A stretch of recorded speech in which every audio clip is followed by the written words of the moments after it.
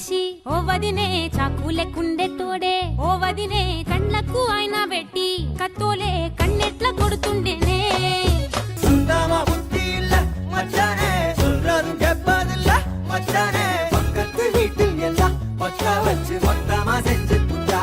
நடிகை கீர்த்தி சுரேஷ் சமீபத்தில் அவங்க கணவர் ஆண்டனி தட்டில் கூட ஒரு வெட்டிங் அட்டன் பண்ணியிருக்காங்க.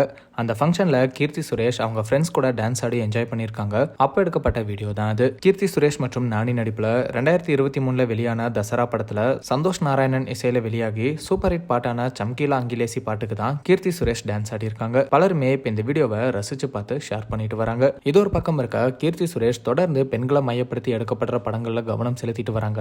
ஆனா அந்த படங்களுக்கு மக்கள் மத்தியில வரவேற்பு இல்லாம போயிடுறது. சமீபத்தில் இவங்க நடிப்பில் வெளியான ரிவால்வர் ரீட்டா படமும் எதிர்பார்த்த வெற்றி அடையல அப்படின்னு தான் சொல்லணும். அந்த வகையில் சீக்கிரமே கீர்த்தி சுரேஷ் கம்பேக் கொடுப்பாங்கன்னு எதிர்பார்க்கப்படுது.